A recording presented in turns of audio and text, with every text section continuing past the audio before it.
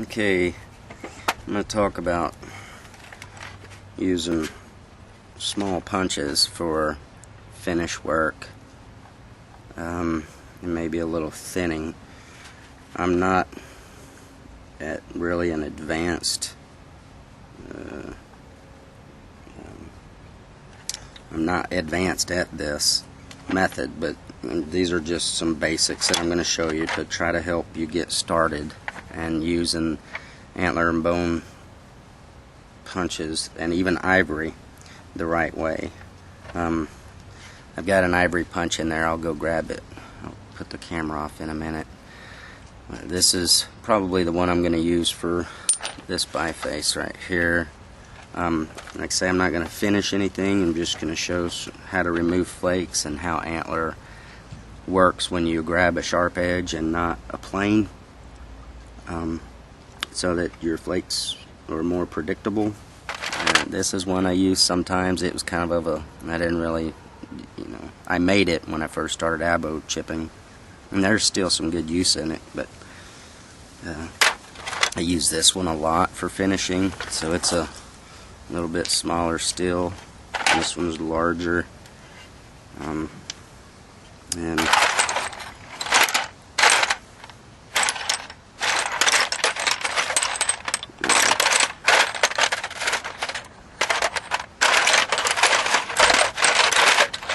thought I had another one, but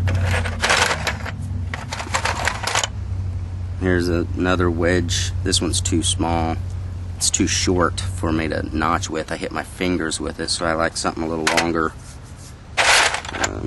But I can use my pressure flaking tips that I discard that become too short to use for pressure flaking tips too. I do that as well. But most of the time, whenever I'm doing finish work, this is generally about the smallest punch that I use. And I think this is typical of what they find in the archaeological record. A lot of stuff like this, or at least according to Ben. And I've read a lot of his stuff. He's done a lot of good research on punches, and I really think that he is on to something. Anyway,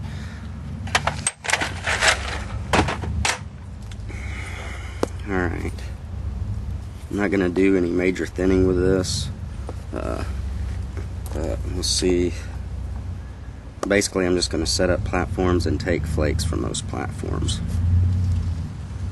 Alright, and just like with any other flint napping, contours are important, and abo napping is a lot about isolated platforms, because let's see, with copper and hammerstones you can run a continuous platform and get away with it, but antler and bone and ivory doesn't really.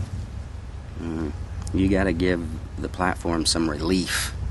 In other words, adjust a platform so that it releases easy. Hammerstones and copper will just go right through a continuous platform, but antler doesn't so easy. So I'm gonna probably just make a little platform like right here, and you can see that the contours on this side aren't quite right. Even though I'm not going to hit that, I'm still going to fix it, because the flake that I do take from up here is going to undercut it. So let's see, what's I going to say?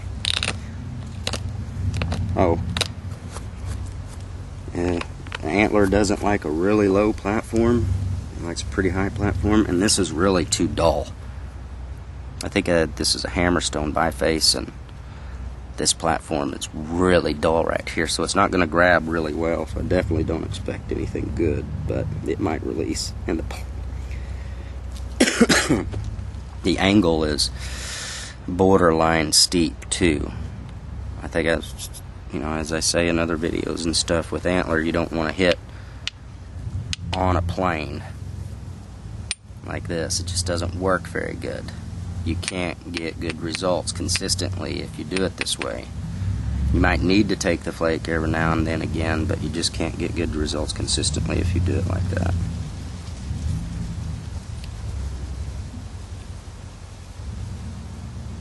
So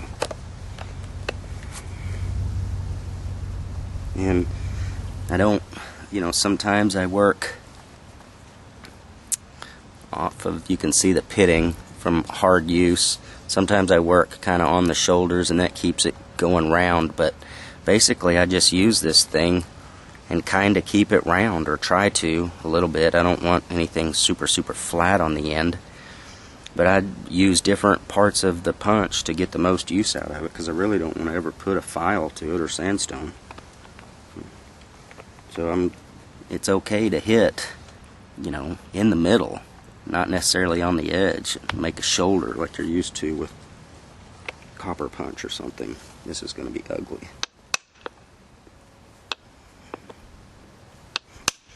There. Okay.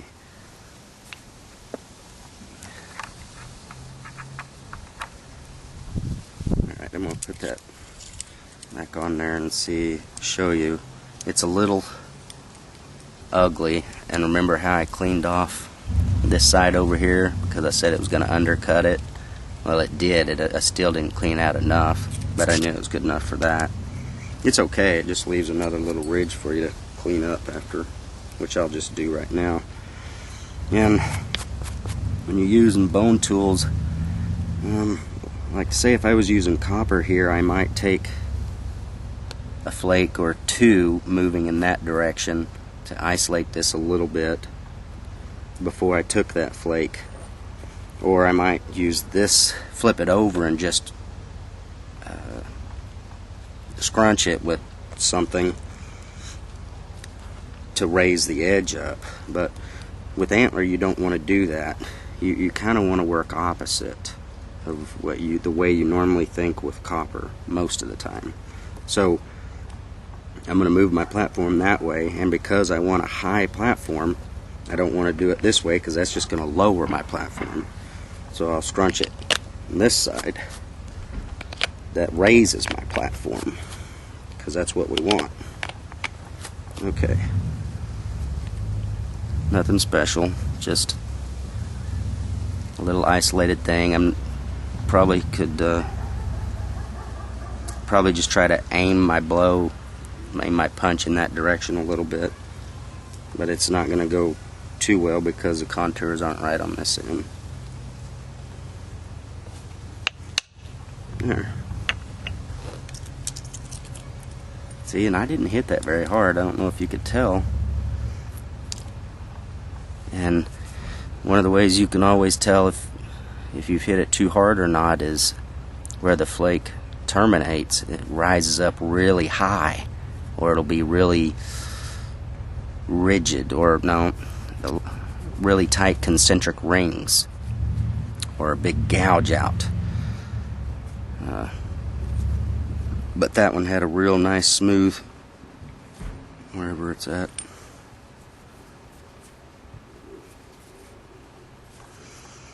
Nice smooth termination, so I knew I didn't hit it hard.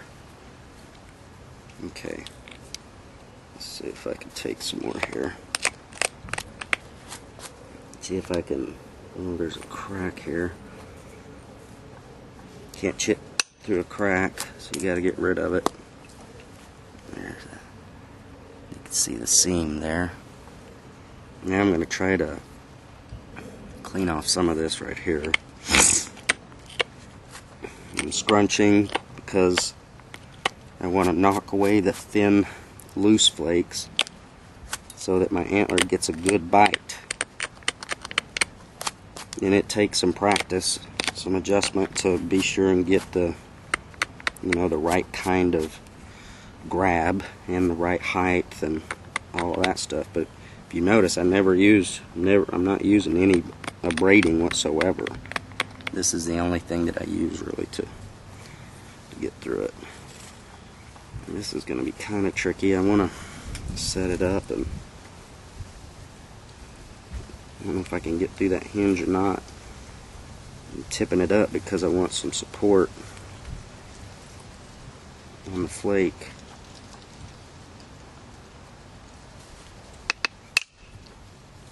There.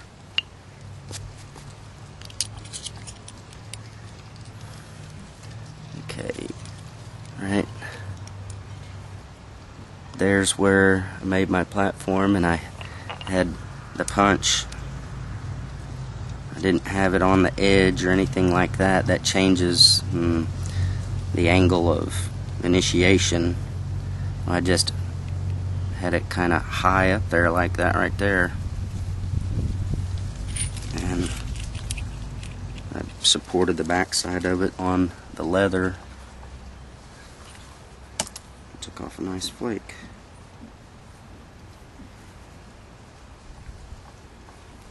I'm going to scrunch right inside of my bulb there, because if I tried to take a flake on top of that, it's just going to hinge because all the contours are wrong. Basically, you can't take a flake into a low spot, so that's what you have to keep in mind. This is going to be really ugly and iffy, but I'm just scrunching and isolating a little bit, but not too much.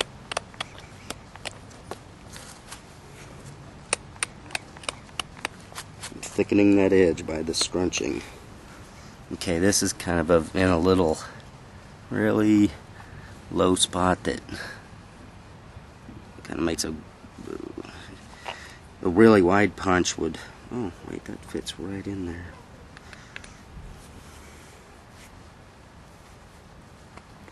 Anyway, I don't want it to catch on the sides too much. I want it to catch,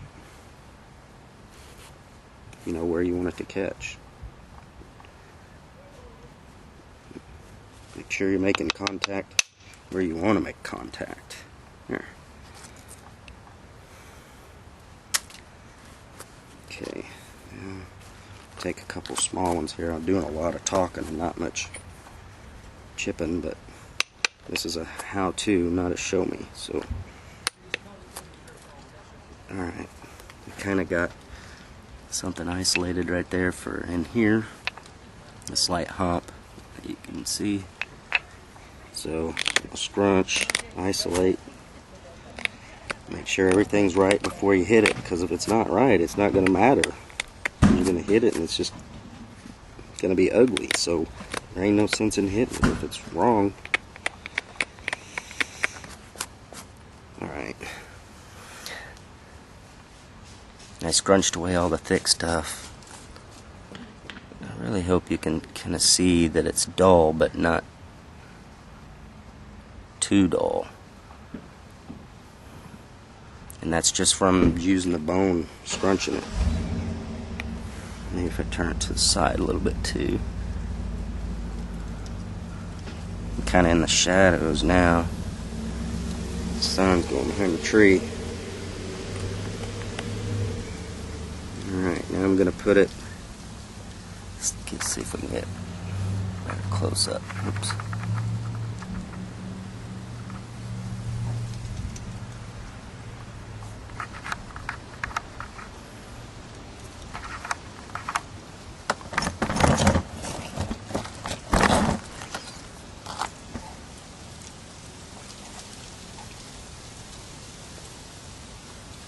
Okay. Try to change this angle here so that you can kind of see what I'm doing. Hopefully. But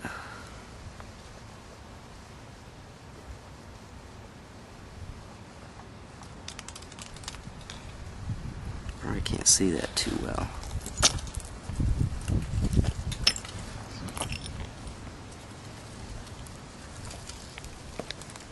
I see it like that.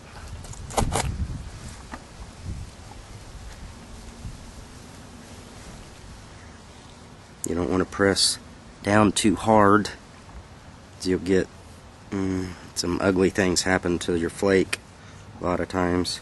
Light pressure takes some getting used to. We'll try to get through this hump here. I really would like to do it like that, I think.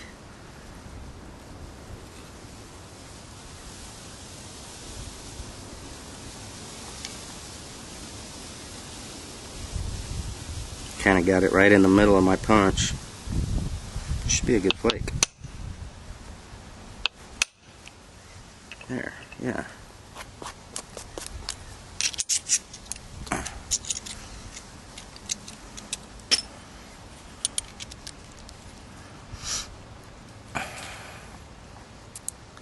There's where I hit it. You can see how it was isolated, and then when it removed the flake, that this is nice and clean in here. I didn't get any overstrike. Overstrike would be like if I took the flake and it continued to take other flakes inside there. Most of them would be really short. And I may have hit this, well, I probably had the support wrong on there, but it did rise up a little bit. You can probably see that right there, so it didn't feather out real nicely like antler typically does.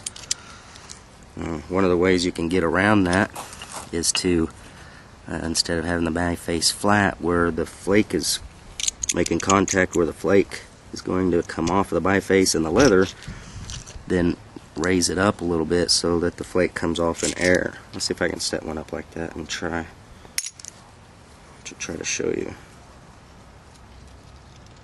Maybe I could do it right here. I'm going to go backwards towards the end where I started.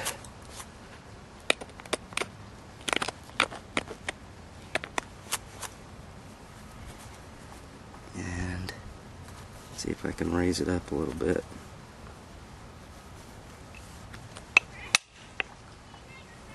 Yeah.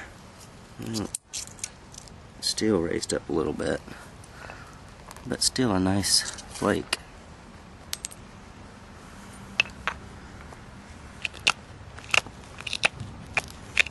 And the process isn't any different on smaller bifaces or obsidian or the toughest chert in the world. It's basically all the same. You have to adjust the platform to the flake you're going to remove and the material you're using to remove the flake.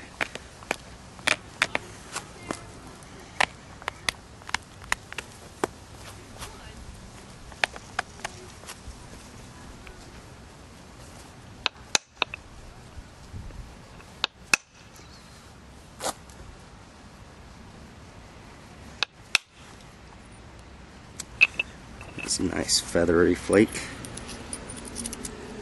Stayed together and feathered right up there. It's really thin on the edge, on the end.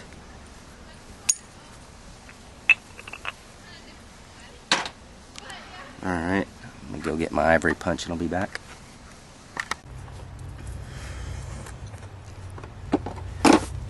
Okay, I went and got my ivory punch. This is I guess actually it's a tooth. It's off of a hippo tooth with the dentine. It's off of it. It's the very tip. This was about 10 inches long. I didn't want to waste this stuff, you know, and not really knowing what to do with it exactly. I just left it in the shape that it's in. And stuff sells by the gram, you know, so it's really not much different.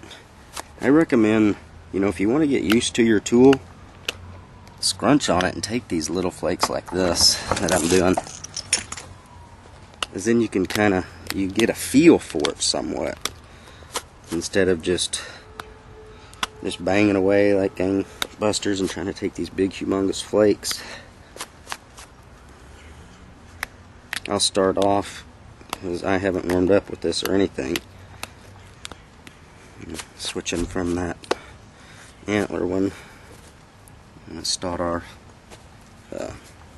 with little flakes so I get the right feel of it. So I'm just going to take little bitty tiny flakes right here to move this edge over and take a flake that way.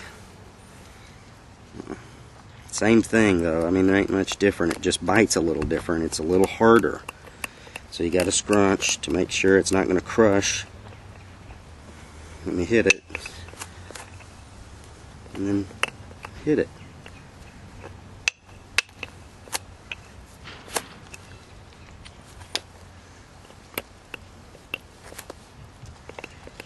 Same thing applies to this one. Just because it's harder doesn't mean I can hit on a plane, because I can't. It just doesn't work like copper.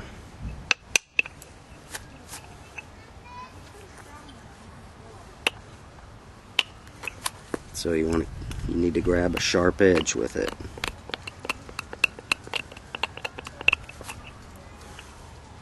Try to take a little bit better flake here. I'm raising back side up. It's little smaller than I thought it was going to be.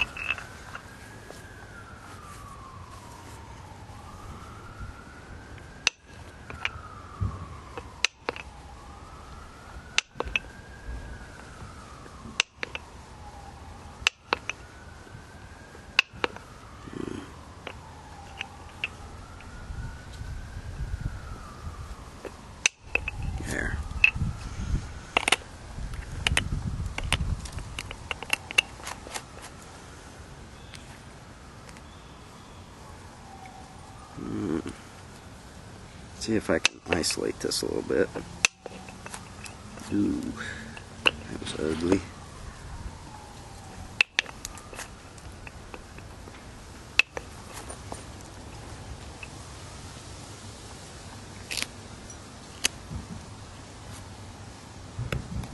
This is not going to be very pretty. This is what you have to be careful with, is this is a really steep angle right here, and it's kind of like hitting off of a plane, but right on the edge it's slightly indented, so I at least have something to grab a hold of. Rough that up a bit.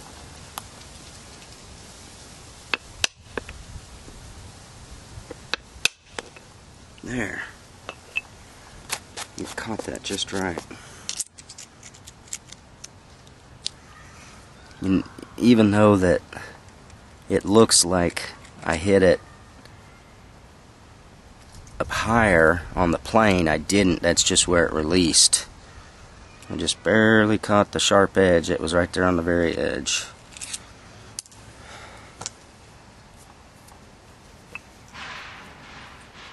So here's a kind of a funny situation where you got this steep plane right here, and on this side there's no place to take any flakes through here, so really you gotta flip this edge, so you gotta hit on the plane then.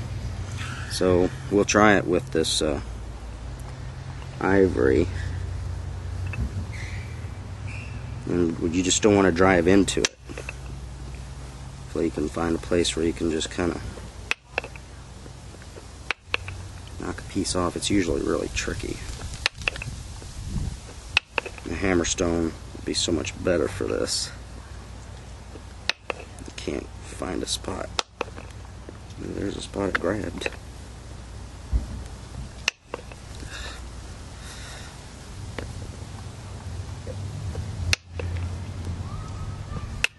There. It's a little bit. See, I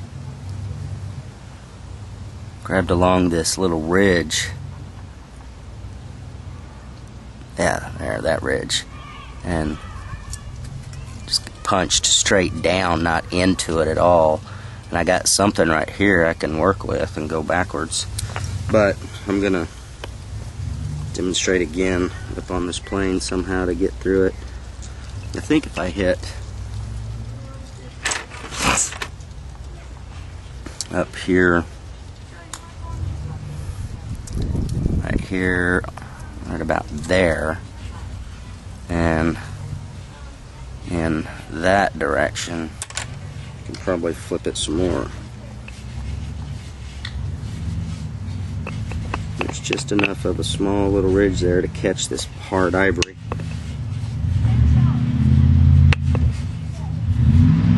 It should work. It sure is slipping off. So this, anyway, this is a great example of why not to hit on a plane. There, I took it off. Because it doesn't want to release, and then if you force it, it's just going to get a big, nasty, ugly flake. That's good enough for now. I can come back on that. So I flipped the edge enough. I'm scrunching because I'm going to try to remove a flake in here, but I don't think I can get a really big flake here. It doesn't look very good for it.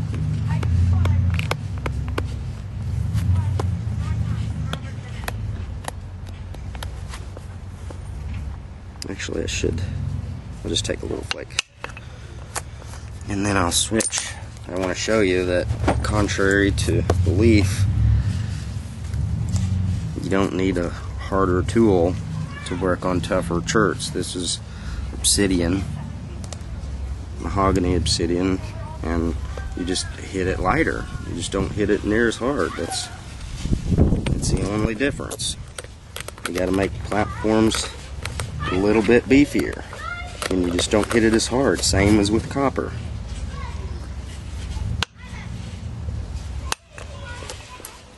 This is a rounded, rolled edge back here on this side, so I'm removing some of that. Very rolled and rounded. It's got a couple overshots on it that rounded off that edge. Let's see, where can I take a flake? Just trying to get an edge here.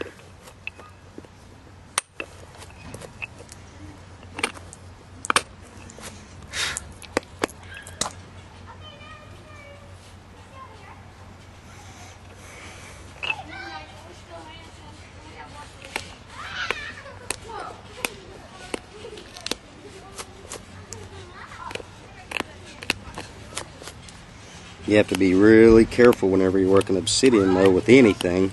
If you're not used to it anyway, you can take too much off because it flakes so easily, and then you've turned your edge too far.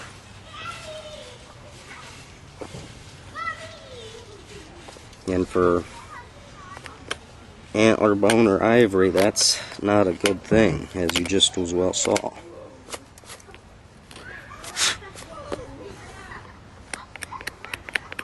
Okay, I'm scrunching, make sure it's got enough bite, and this isn't isolated or anything, so you won't get big flakes. I'm just trying to get something started here to show the use of the tool. There. Ugly.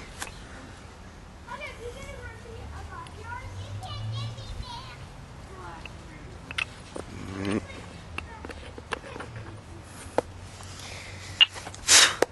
Let me zoom in a little bit.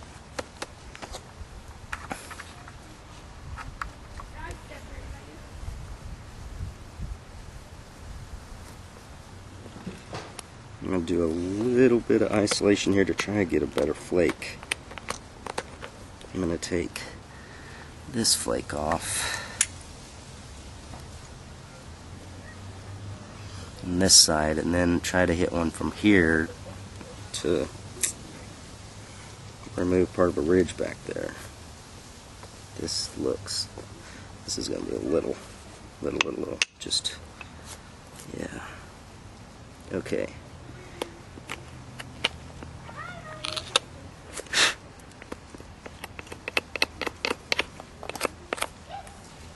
Alright.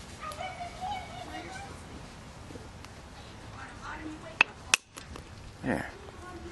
See?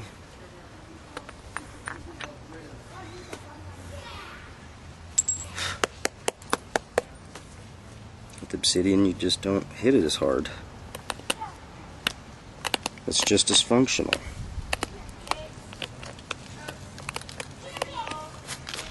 And it doesn't matter if it's obsidian, glass, or toughest chert imaginable. It's all of these Abu tools will work on it just as efficiently. It just takes a tiny adjustment. This is a horrible piece for me to try to demonstrate from. Let me take a few flakes. Right. There. That's why I love hammerstone. It's just so easy.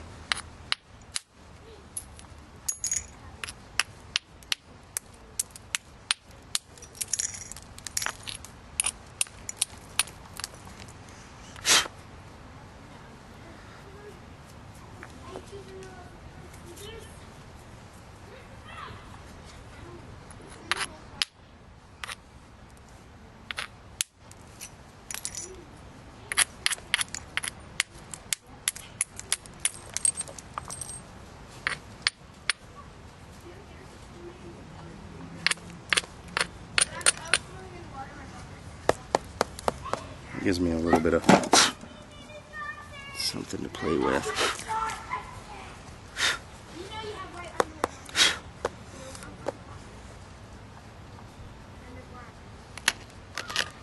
And you have to be careful with ivory. You can chip it. This one's got a crack right here, and earlier I chipped that. Probably from something even earlier than that, because I see a little something down in there. More of it's going to fall off. So that'll probably affect the flake. Alright, I'm going to do a little notching isolation technique here. Kind of hit down like that. Then come over here. There.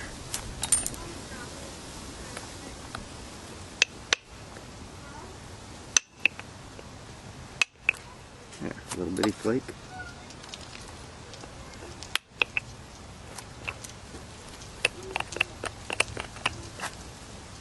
You get the hang of it after a while, you know, like how the edge should feel.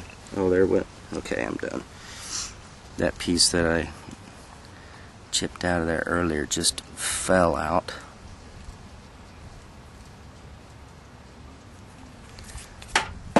Alright. Hope that helps.